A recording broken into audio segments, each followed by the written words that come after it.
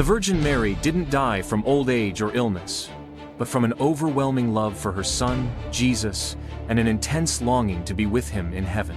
14 years after Jesus' resurrection, she had spent her life consoling the sorrowful and caring for the sick.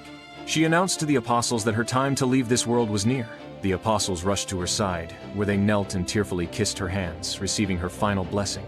As she peacefully closed her eyes, her soul departed for eternity.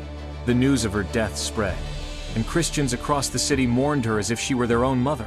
Her funeral was a triumphant procession, filled with hymns and an unwavering hope in their powerful new intercessor in heaven. The air was filled with sweet fragrances and heavenly music.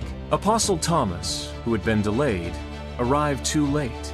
He pleaded with Peter to see her one last time, and so the apostles returned to her tomb. As they approached, the same sweet aromas and music filled the air.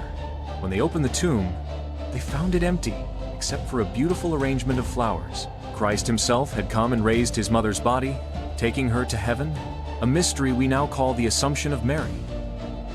While the Assumption isn't explicitly mentioned in the Bible, it is a core Catholic dogma and is supported by biblical typology. The Church teaches that Mary, free from original sin from the moment of her conception, was saved from the decay of the body that came as a punishment for sin.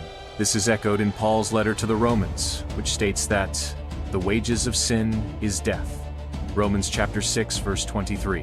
As the new Eve, Mary's immaculate conception meant she was without sin, and therefore without the effects of sin, including the decay of the body after death. Furthermore, Mary is seen as the Ark of the New Covenant, a parallel to the Ark of the Old Covenant that held the Ten Commandments. The Ark was considered so holy it could not be touched. The new Ark, Mary, carried Jesus in her womb, and because of this sanctity, it is fitting that her body would not be subjected to corruption.